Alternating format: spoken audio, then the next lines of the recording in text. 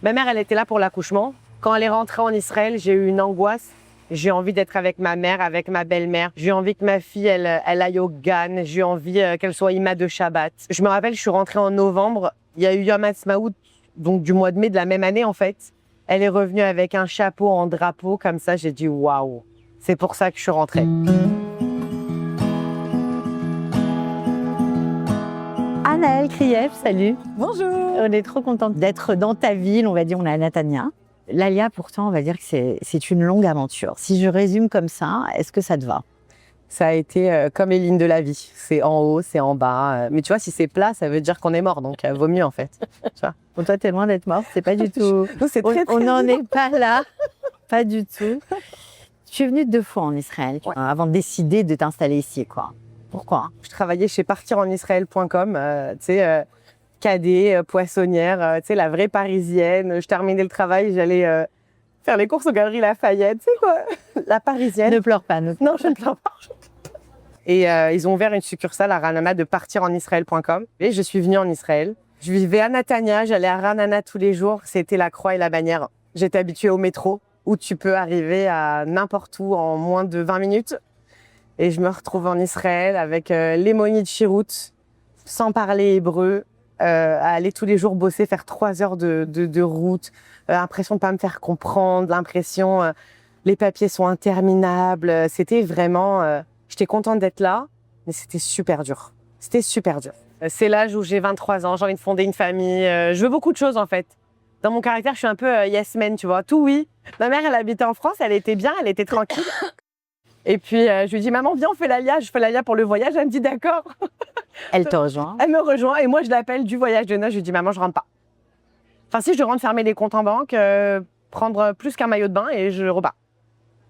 Là-bas, j'ouvre une agence de voyage-restaurant qui s'appelle Amerkaz La Métaïel.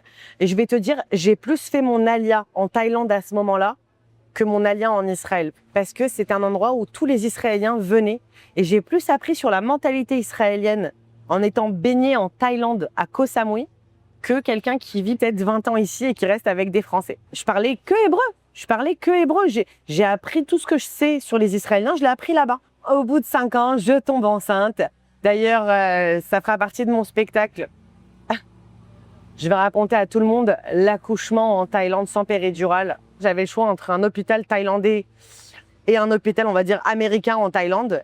J'arrive à l'hôpital thaïlandais, je leur dis je veux voir les salles d'accouchement et puis tu sais il y a une poule qui passe, et un chien qui est en train de dormir sous le truc où tu accouches, tu vois, c'est ça quoi les hôpitaux thaïlandais. 9e mois, c'est déjà trop tard, je peux plus rien faire. Donc j'ai accouché en Thaïlande. Bah tu vois le tsunami, c'était mon accouchement. J'imagine. Alors c'est un rapport avec ton retour en Israël, cet accouchement? Ouais, complètement. J'ai vu ma fille, ma mère elle était là pour l'accouchement. Quand elle est rentrée en Israël, j'ai eu une angoisse. J'ai envie d'être avec ma mère, avec ma belle-mère. J'ai envie que ma fille, elle aille au GAN. J'ai envie qu'elle soit Ima de Shabbat. Je me rappelle, je suis rentrée en novembre. Il y a eu Yom Ha'atzmaout, donc du mois de mai de la même année, en fait. Elle est revenue avec un chapeau en drapeau, comme ça. J'ai dit, waouh, c'est pour ça que je suis rentrée. Je voulais qu'elle parle hébreu. Je voulais vraiment être en Israël. Je suis revenue à Natania, chez mes parents. Toujours pareil. On est parti 5 ans en arrière. On dit que l'Alia, c'est comme un mariage. Il faut tenir les 7 premières années. Je suis pas quelqu'un qui accepte de souffrir en général, mais en Israël, je me suis accrochée. Déjà, il y a eu, je pense comme tout le monde, on a eu le corona.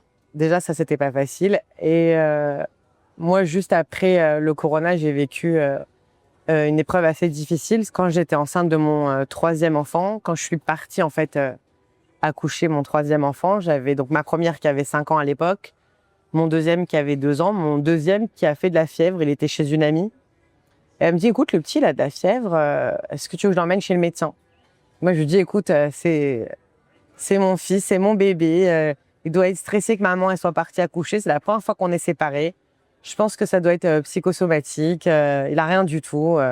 Donne-lui de la camole, ça va partir. J'accouche, et le soir même, en fait, ils hospitalisent mon grand, qui a 2 ans, alors que moi, en fait, j'étais allée à l'Agnado.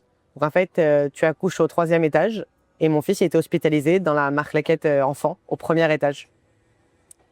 Et au bout de 3 jours, je sors de l'Agnado avec mon bébé et il y a mon fils qui reste à l'hôpital, qui va rester là-bas pendant 1 mois. Qu'est-ce qu'on lui a découvert? Il a une arthrite juvénile avec un système d'activation macrophagique. Ces jours, ils étaient menacés jusqu'à ce qu'ils aient trouvé le traitement. Et en fait, ils n'ont pas trouvé le traitement au début. Il a été transféré en soins intensifs à Schneider. Tout ça, dis-toi que moi, j'ai un bébé de 3 semaines, quoi, tu vois. Je disais à mon fils, le petit dernier, je lui disais, parce que tu sais, je l'allaitais, je lui pleurais dessus, quoi. Je lui disais, mais t'inquiète pas, je suis une maman hyper sympa, en fait. Tu te rends pas compte parce que je fais que te chialer dessus. Le gosse, il devait penser que, tu vois, la tétée égale la douche. Tellement je lui pleuvais. Enfin, en fait, moi, je voulais être avec mon grand à l'hôpital. Ouais. Et j'avais mon bébé. Bref, il fallait que je choisisse entre les deux. C'était très difficile.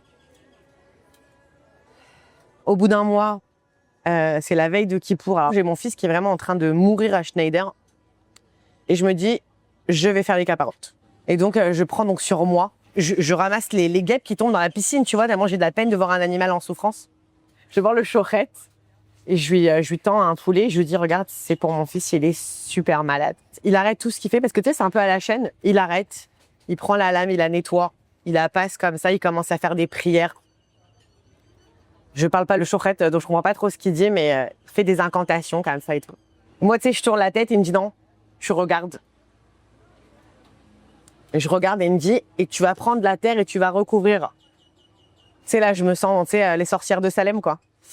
Je fais tout ça, je rentre à la maison très perturbée. Le lendemain, mon fils, il a une rougeur qui apparaît sur le corps. Et grâce à ça, les médecins ont pu déterminer ce qu'il avait et commencer le traitement. Incroyable. Ça veut dire qu'à 2 jours près, le petit, c'était fini, quoi. Tu vois, ça, par exemple, c'est un truc qu'en Thaïlande, j'aurais pas pu faire des caparottes. Tu vois, ça aurait été compliqué. Je pense que la terre d'Israël t'offre des situations pour te sortir de tes situations. Tu vois, il y a le problème, mais il y a aussi la solution en même temps. Non, mais comment on fait alors quand on est justement en Israël, maman solo, 3 enfants, un enfant malade? On trouve des boulots. Alors déjà, on trouve de l'aide auprès de Kalita. C'est vrai? Ouais. Ah ouais. Ah vraiment. Bon, après, c'est être toi, le ciel t'aidera. Ça veut dire que moi, ce que j'ai aimé chez Kalita, c'était, je suis arrivée en leur disant, regardez, j'ai tant de boulot, j'ai tant de pas de pension. Est-ce que vous pouvez m'aider? J'ai la maladie de mon fils, j'ai la piqûre qui coûte tant et tant et tant. Et là, il y a Gisèle qui me dit, regardez, on va faire un dossier et on va passer votre dossier. Et tu sais, moi, j'avais pas la tête à ça. Déjà, je me prenais la tête chez Maccabi tous les 2 jours. Et elle est là, elle me dit, Annelle, il me manque encore un papier. Envoyez-moi ce papier. Ok, vous n'avez pas le temps de le déposer. Venez le déposer en bas de chez moi. Donc, tu sais, c'est pas juste... des fois, tu dois remplir des papiers et ça te saoule. Et si tu les fais pas, eh ben, tant pis. Eh ben là, il n'y a pas de ça. Elle m'a tenu la main jusqu'à ce que ça passe en commission, jusqu'à ce que les gens ils voient dans quel niveau de vie j'étais. Et ils ont dit, ok, on va vous aider. J'ai eu beaucoup d'aide de Kalita. Y a un truc aussi, les gens ne savent pas, mais il y a un truc au Misrad Avoda qui dit que si tu travailles en tant que maman, on te rembourse les frais de Tsaharon. Ça, il y a plein de Français qui savent pas. C'est exceptionnel. Donc moi, je vivais ma vie avec ces trucs-là. En fait, je payais les Tsaharonim, c'était 1300 shekels par enfant, mais je recevais de l'argent de l'État. Tu peux avoir jusqu'à, je crois, 60 heures de babysitting par mois qui sont remboursées. Extraordinaire. Extraordinaire. Et aussi, j'ai eu de la chance d'avoir des boulots où j'expliquais ma situation. Je leur disais, voilà, je suis obligée de partir à 3 heures. Je dépose les enfants à 7h30. Je bosse jusqu'à 15h. Je retravaille le soir. Je reviens le soir une fois qu'ils dorment. Et en fait, j'ai jonglé comme ça. J'ai eu vraiment 5 années très, très, très, très difficiles. En fait, en Israël, c'est très important de le penser, de le dire, il n'y a pas de plan qui est défini. Tu viens en pensant que ça va être comme ça. Et c'est tout l'inverse. J'ai une amie, par exemple, elle est venue, elle avait un diplôme d'opticien optométrie, voilà, elle fait des ménages. Et elle te dit, bah, c'est le seul métier qui me permet en fait d'être à 1h30 à la maison pour m'occuper de mes enfants et de gagner ma vie. Et c'est OK. Et c'est OK. À aucun moment c'est dégradant, à aucun moment... Non, c'est OK. Tu fais ce que tu peux pour survivre dans un pays qui est très dur. Mais c'est pas dur pour son ego, pour voilà, ce qu'on avait comme perspective dans sa tête, dans son esprit, de se dire que ce qu'on vaut. Tu peux avoir de l'ego en Israël. Tu peux pas avoir de l'ego, ça n'existe pas. Ça va pas avec le pays, en fait. Tout le pays, c'est Ahavat Israël, c'est de se soutenir. Il y a pas d'ego. Qu'est-ce qui t'a aidé à tenir? Déjà, j'avais mes parents ici. Et encore une fois, pour les enfants, c'est un pays pour moi qui est créé pour les enfants. Les tékesses qu'il y a, le fait de leur apprendre le pays, comment il est important, ce qu'ils font pour leur apprendre l'amour de la terre. Je te donne un exemple. Mon fils, hier, il a jeté un verre en plastique. D'accord? Dans la rue. Moi, quand j'étais en France, je jetais des verres en plastique en France. Et à aucun moment, Je me suis dit, c'est mon pays, il faut que je fasse attention à mon pays. Jamais. Ça venait pas dans ma tête. Mes enfants, ils ont 5-7 ans. Ils savent qu'on ne salit pas Eretz Israël. Voilà, ça m'émeut. Ça m'émeut, je te dis, quand il y a des tékès, j'y vais. Que tu vois tous ces gosses là qui apprennent la tikva, pareil. J'ai 37 ans, je n'ai jamais appris la Marseillaise. Mes enfants, la tikva, ils connaissent depuis l'âge de 5 ans. C'est un truc de fou quand même. C'est beau. Parce qu'aujourd'hui, je crois que tu as 3 jobs. Ouais, il faut ce qu'il faut. Je pourrais avoir un seul boulot, mais ce serait, tu vois, du 8h, 19h. Tu vois pas des gosses. Je ne veux pas. Ça ne m'intéresse pas. Je veux aller les chercher à l'école tous les jours, je veux leur préparer à manger, je veux les mettre au lit. C'est un pays qui permet ça. Si tu veux, tu peux le faire. Et ça existe. Misrat aime, tu vois, un boulot de maman. Extra. Extra. Qu'est-ce que tu fais aujourd'hui? Oh là là, qu'est-ce que je fais pas aujourd'hui? Je travaille dans un bureau de relocalisation. Il y a des ingénieurs des pays du monde entier qui viennent en Israël pour apprendre les techniques du dôme de fer. Ça, c'est une fierté. Quand c'est des Français, des Belges, c'est moi qui m'occupe d'eux. C'est marrant parce qu'ils ont aussi le package de la femme relocalisée. Donc moi, j'arrive et je dois lui trouver où est-ce qu'elle doit faire ses ongles, là où elle peut se faire des copines, la salle de sport. Je travaille aussi avec les personnes âgées. Et en plus, je fais extra dans un restaurant. C'est parce que quand j'ai habité en Thaïlande, j'ai rencontré là-bas plein de chefs israéliens. Il y en a un qui a ouvert un restaurant très sympathique qui s'appelle la Koufsa, là, dans le chouk à Natania, en plein milieu du chouk. T'as les odeurs de poisson, t'as les souris, Et en plein milieu, ils ont ouvert un restaurant qui cartonne. Mais quand je te dis qu'il cartonne, ça veut dire, moi, quand je vais avec mes copines, tu sais, elles ont les yeux comme ça pour pas regarder s'il y a des rats qui passent, tu sais.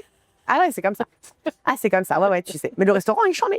On sent que tu es quand même hyper positive malgré tous les moments d'âme que tu as pu avoir. C'est pour ça que tu as accepté de témoigner? J'ai voulu dire, il y a de la galère en Israël, sachez-le. Il y a.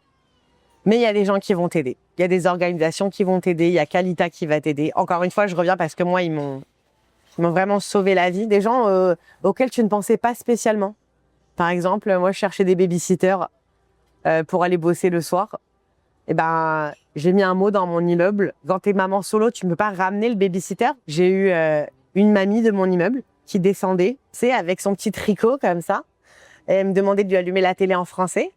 Et moi, je partais bosser. Elle est restée garder les enfants de 21h à 23h. Tu trouves des solutions, en fait. Tout merci Hachem, tout merci mon Dieu. Alors, aujourd'hui, on te connaît parce que, bien sûr, tu éclates les réseaux sociaux. Voilà, on te voit avec des vidéos hilarantes. Franchement, c'est très, très drôle. Bec et ongles, tu défends Israël. J'ai toujours aimé amuser la galerie. Quand on m'a proposé un spectacle à d'1h30, j'ai dit à mes copines, je leur ai dit, mais c'est énorme. Comment je vais tenir 1h30? Et elles m'ont dit, c'est ce que tu fais quand on sort, en fait. Quand on sort prendre un verre, tu nous fais rire toute la soirée. Tu t'arrêtes pas, en fait, tu te rends pas compte. C'est vrai que il y avait tellement à dire sur Israël. Vous ne savez pas de quoi vous parlez et vous jugez mon pays où je vis. Non, j'accepte pas. Et donc, j'ai commencé à expliquer comment c'était. J'ai commencé à me montrer et après, au fur et à mesure, plus c'était ridicule les accusations sur Israël et plus je les tournais en dérision. C'est ces flottis qui arrivent avec 2 kilos de farine pour sauver une population de 2 millions qui n'a fait que croître pendant un génocide. Tu sais, à un moment, il fallait dire stop, quoi. Ceux qui sont contre Israël et de base qui ont cet antisémitisme à l'intérieur de leur ventre, tu montes, tu descends, ça ne sert à rien. D'accord? Par contre, ceux qui n'ont pas de parti pris sur le conflit à la base, qui avant le 7 octobre 2023 n'avaient jamais entendu parler de Gaza, qui ont décidé de nous détester sans savoir ce qui se passe, sans se renseigner ni rien. La plupart des gens qui scandent du From the river to the sea, ils savent pas de quelle rivière, ils savent pas de quelle sea. C'est ça qui te motive à continuer? Ouais. À parler sans cesse, à rien lâcher? Ouais. Je me dis, j'arriverai à toucher encore une personne, encore une personne, encore une personne. Et même si ma vidéo d'aujourd'hui, j'ai réussi à toucher qu'une seule personne, je l'ai fait, je suis contente de l'avoir fait. Pour moi, c'est mon meilleur combat. J'aimerais beaucoup être reconnue au niveau israélien. En fait, je reproche au gouvernement israélien d'être tellement occupé à défendre le pays physiquement qu'il ne pense pas à le défendre médiatiquement. Et je pense qu'on est une poignée comme ça. Je parle de Bob Asbara, je parle de MK World, je parle de Eidvora, Justine. On est une poignée à donner tout ce qu'on a, à prendre sur notre temps, à lire les infos, à décrypter, à expliquer. Ça te prend du temps? Ça prend du temps. Tu sais, quand je coupe plusieurs fois avec le soldat, quand je me change, que je mets mon kéfier palestinien, que j'enlève les lunettes, on dirait pas comme ça, mais c'est du boulot. La vidéo, elle dure 5 minutes, mais derrière, j'ai bossé pendant 2 heures. Je suis très fière.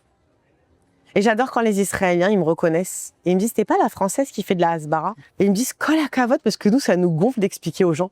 Ils adorent. Qu'est-ce que tu aimes ici? Qu'est-ce que j'aime ici? Il y a le ciel, le soleil et ma mère. C'est pas mal. Il y a ma mère. Qu'est-ce que j'aime ici? Les choses les plus belles, elles sont gratuites. Tout est cher, mais les choses les plus belles, elles sont gratuites. Les parcs pour enfants, les jeux, les rougues. Des fois, tu vas au centre commercial pendant les vacances et puis ils font des activités pour les enfants. C'est pour ça que quand je te dis, pour moi, c'est un pays pour les enfants, c'est un pays pour les enfants. Tout est pour les enfants. La plage, c'est gratuit. On n'a pas de piscine municipale à Natania. Vous m'avez entendu? Oh, je parle à vous. On n'a pas de piscine municipale à Natania. Mais tu vois, cette liberté de vie. On termine le boulot, hop, on enfile un maillot, on va à la plage. Tu le fais? Oh, quoi? Tous les jours, regarde. Tous les jours. Tous les jours. Le nombre de fois où j'ai la flemme de faire à manger, allez hop, on prend les pâtes à la sauce, on va les manger à la plage, on remonte juste pour se doucher, aller au lit. Quoi? Tous les jours, on fait les devoirs à la plage, nous. Hein. On fait les devoirs au parc. On est tout le temps dehors. Le pays est pensé, je trouve, pour les générations futures. Alors c'est vrai, la retraite, elle est tard. Alors c'est vrai, nous, comment ça s'appelle, les actifs, on s'en prend plein la gueule. On bosse comme des chiens. Mais il y a les compensations. C'est quoi ton plus beau souvenir depuis que tu es revenu? Je dirais les barbecues de soldats qu'on a fait après le 7 octobre. Le 7 octobre, ça a été le jour le plus noir de tout le monde, je pense. Ça a été le plus dur. C'est tous mangé une grosse claque. On aurait pu partir d'Israël. On aurait pu abandonner. On aurait pu dire de toute façon, on ne sera jamais aimé, on ne sera jamais respecté dans notre terre. On aurait pu dire plein de choses.